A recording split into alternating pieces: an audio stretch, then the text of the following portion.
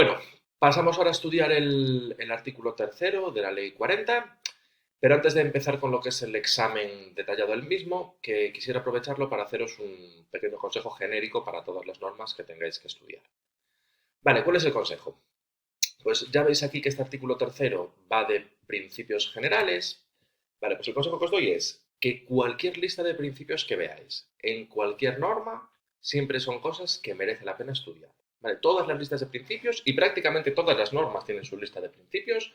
Vale, pues todas las listas de principios son cosas que le suelen gustar un montón a los tribunales. Vale, raro es el examen de oposiciones en el que no preguntan por alguna lista de principios.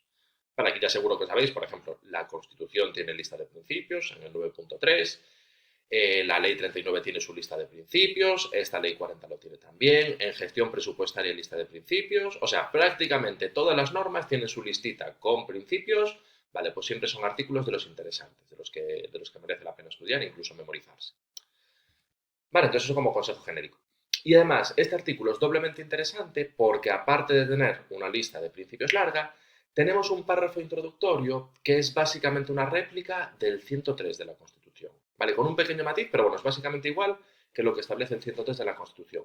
Por lo tanto, doblemente interesante este artículo tercero porque primero tiene lista de principios y es cosa que sería preguntable, y luego aparte nos vale para repasar un concepto de un artículo, un párrafo que podríamos ver en la propia Constitución. ¿Vale? Es un artículo que la verdad es muy interesante. Entonces vamos viendo y os comento. Primero, respecto al párrafo introductorio, primera parte, tal cual, copia y pega de la Constitución, del 103, nos dice, administraciones públicas sirven con objetividad los intereses generales. Tal cual la Constitución. O sea, aquí, sin trampa ni cartón, básicamente lo mismo. Y luego nos dice que las administraciones van a seguir una serie de principios. ¿Vale? Entonces, en el párrafo introductorio nos hablan de 5 principios, que son estos que tenemos aquí. Eficacia, jerarquía, descentralización, desconcentración y coordinación. Y estos 5 principios que tenemos aquí en el párrafo introductorio también los tenemos tal cual en el 103 de la Constitución. Entonces, hasta aquí, básicamente igual que la Constitución. Y luego nos dice que las administraciones, aparte de cumplir con estos principios, tienen que actuar con sometimiento pleno a la Constitución, a la ley y al derecho. Vale, y esto es básicamente igual que la propia Constitución, con una pequeña diferencia, que es que la Constitución, cuando nos habla del sometimiento, nos hace referencia al sometimiento a la ley y al derecho. Y sin embargo, en la Ley 40, si os dais cuenta, nos habla de que las administraciones actúan con sometimiento a la Constitución, a la ley y al derecho. Entonces, ¿cuál es la diferencia entre el 103 de la Constitución y el artículo tercero de la Ley 40? Pues esta referencia que tenemos en la Ley 40 del sometimiento pleno a la Constitución, que en la propia Constitución, sin embargo, no la encontraríamos. ¿Vale? Y el resto es básicamente igual. Y luego, respecto a esta lista cortita de principios, quizás esta es la que requiera más explicación, porque además lo encontramos en 2 normas, son, digamos, los principios más importantes que rigen en el funcionamiento de las administraciones, porque tienen un vínculo incluso a nivel constitucional. Entonces, esto sí que os hago una explicación un poco más detallada. Vale, primero, fijaros que nos encontramos aquí con una referencia al principio de eficacia, pero no al de eficiencia. Vale, eso es lo primero interesante. En el párrafo introductorio, en la lista más importante de principios, solamente nos hablan de la eficacia, que no de la eficiencia. Y yo creo que llegados a este punto, pues pudiera ser interesante diferenciar, saber diferenciar lo que es la eficacia y lo que es la eficiencia. ¿Vale? Porque son palabras muy similares, pero los conceptos que hay detrás son bien diferentes. ¿Por qué? Porque cuando nos hablan de la eficacia, a lo que se están refiriendo es a nuestra capacidad para conseguir los objetivos establecidos. O sea, tú eres eficaz cuando cumples los objetivos que se te habían establecido, que se te habían fijado. Y sin embargo, cuando nos hablan de eficiencia, a lo que se están refiriendo es a conseguir los objetivos haciendo un uso racional de los recursos, o sea, gastando lo menos posible. Vale, entonces eficacia es capacidad para conseguir los objetivos, mientras que eficiencia hace referencia a hacer un buen uso de los recursos que tenías asignados. Vale, y de aquí os diré, en multitud de normas se hace referencia tanto a la eficacia como a la eficiencia. Vale, muchas veces se hace referencia a ambos principios. Y efectivamente lo ideal es ser eficaz y ser eficiente. Ahora bien, ¿qué es lo que ocurre en la práctica? Pues en la práctica lo que ocurre es que muchas veces, cuanto más eficaz eres, más ineficiente tiendes a ser. ¿Qué significa eso? Que el cumplimiento de un principio va en detrimento del otro. Por lo tanto, alcanzar el equilibrio adecuado entre eficacia y eficiencia en la práctica es una tarea altamente complicada, es una tarea muy, muy compleja. Pero bueno, eso sería otro tema. Pero bueno, volviendo a esto, fijaros eso, que la referencia que tenemos es a la eficacia, que no a la eficiencia. Luego, siguiente de los principios, jerarquía. Vale, este yo creo que es el más sencillito, porque es algo que incluso de cultura general yo creo que todos lo sabemos, que es que todas las administraciones tienen una organización totalmente jerarquizada. O sea, cualquier administración, desde el presidente hasta el último ordenanza, todos atienden a una clara ordenación jerárquica y existen unas relaciones de subordinación de los unos para con los otros.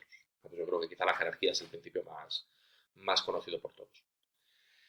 Y luego nos hablan de dos conceptos súper interesantes, que además serán repetidos en otras normas y son cuestiones fundamentales en el funcionamiento de las administraciones, por lo tanto son conceptos que hay que tener meridianamente claros.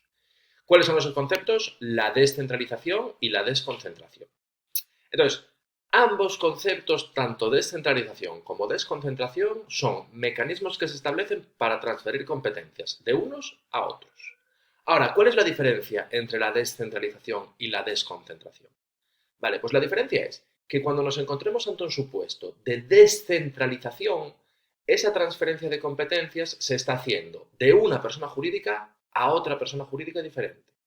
O sea, descentralización, con un ejemplo lo entenderéis perfectamente, sería que el Estado le transfiera competencias a una comunidad autónoma. ¿Ahí qué ocurre? Que una persona jurídica, que es el Estado, le transfiere competencias a otra persona jurídica diferente, que sería una comunidad autónoma. Vale, por lo tanto, descentralización implica transferencia de competencias de una persona jurídica a otra persona jurídica diferente. Eso es lo que es la descentralización. Y luego, cuando nos encontramos ante una desconcentración, vale, aquí también se están transfiriendo competencias, pero ¿qué ocurre? Que se transfieren competencias dentro de órganos que pertenecen a la misma persona jurídica. ¿Vale? Y también, con un ejemplo lo entenderéis, ejemplo claro de desconcentración es un ministro desconcentra sus competencias en un director general. Ahí se están transfiriendo competencias de un órgano a otro, pero siempre dentro de la misma persona jurídica, que sería la Administración General del Estado. Vale, entonces lo dicho, descentralización y desconcentración, mecanismos para transferir competencias, pero descentralización es cuando varía la persona jurídica, desconcentración es cuando no varía la persona jurídica. Vale, entonces son muy interesantes que lo sepáis diferenciar. Y luego, el último de los principios que tenemos en la lista corta, el de coordinación. Vale, y de aquí deciros que, o destacaros, que fijaros que la palabra que están utilizando en esta lista corta es coordinación, que no cooperación ni colaboración. Vale, pero también los tenemos en esta lista y de hecho al final de la ley 40 se explican un poco la diferencia entre los tres conceptos, pero fijaros que tanto la Constitución como el párrafo introductorio del artículo 3 de esta ley 40 solamente hace referencia al principio de coordinación. Coordinación, evidentemente, entre las diferentes administraciones. Vale, y es un poco la explicación de los principios. Y luego nada, lo que os comentaba, la referencia al sometimiento, que en la ley 40 nos hablan de sometimiento pleno a la Constitución, a la ley y al derecho. Y acordaros que la diferencia es que en la propia Constitución no tenemos la referencia a la Constitución. Vale, y eso respecto al párrafo introductorio. Y luego, siguiente lista de principios, esta ya veis muy larga. De aquí como consejo deciros, a ver, esto sería preguntable, pero ya veis que es una lista súper larga, entonces más o menos podéis pensar que están aquí básicamente todos los principios que se os puedan ocurrir. Así como en el párrafo introductorio solo tenemos 5 principios bastante restringidos, en la lista larga están básicamente todos los que se os puedan ocurrir. Es una lista súper larga. Quizá memorizarlos todos pudiera ser complicado, pero yo os decía, es algo que sería potencialmente preguntable, por lo tanto el estudio puede merecer la pena. Entonces, bueno, vamos viendo y os comento quizá 2 o 3 detalles de preguntas que he visto en algunos exámenes. Vale, el primero de los principios, servicio efectivo a los ciudadanos. Que al fin y al cabo, para eso están las administraciones, para prestar servicios a los ciudadanos. Luego nos hablan de simplicidad, claridad y proximidad a los ciudadanos. Vale, aquí quizá destacaros alguna pregunta que he visto muy a pillar, muy complicada, que es que os deis cuenta que la palabra que utilizan es proximidad a los ciudadanos. Vale, os digo esto porque en alguna pregunta he visto que metían como opción falsa, en vez de proximidad, cercanía. Que está claro que a nivel conceptual es lo mismo, pero la literalidad varía, por lo tanto, fijaros en ese detalle. Luego nos hablan de participación, objetividad y transparencia en la actuación de la administración. Esto lo de la transparencia, por ejemplo, es algo que está muy de moda en el derecho administrativo. De hecho, ahora prácticamente todas las administraciones tienen sus leyes de transparencia, que ya abordaremos en futuros vídeos. Luego nos hablan de, estos a mí siempre me hacen gracia, racionalización y agilidad de los procedimientos y las actividades de gestión. Vale, y aquí por qué os digo que me hace gracia, porque yo creo que es sabido por todos que la administración ni es racional ni es ágil. Entonces, bueno, queda muy bonito poner los principios aquí, pero en la práctica estos no se cumplen ni de lejos. Pero bueno, por lo menos se intenta, que siempre es de agradecer. Luego, siguientes que tenemos serían buena fe, confianza legítima y lealtad institucional.